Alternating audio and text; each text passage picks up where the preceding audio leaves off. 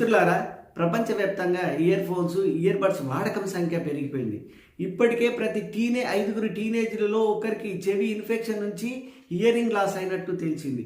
100 కోట్ల మంది పైగా 15 నుంచి 35 సంవత్సరాల యువకులు చెవి ఇన్ఫెక్షన్ నుంచి పర్మనెంట్ హియరింగ్ లాస్ అయ్యే అవకాశాలు ఎక్కువగా ఉన్నట్టు గత సంవత్సరం వెలువరించినటువంటి ఒక నివేదిక స్పష్టం చేసింది. ఇందుకొరకు ఖచ్చితమైన జాగ్రత్తలు తీసుకోకపోతే చాలా మంది పర్మనెంట్ ఇయర్ లాస్ అయ్యే అవకాశాలు ఎక్కువగా ఉన్నాయి. ఇందుకొరకు దయచేసి మీరు రోజుకు 3 గంటలకు మించి ఎక్కువగా ఇయర్ ఫోన్స్ కానీ ఇయర్ బడ్స్ కానీ వాడకూడదు.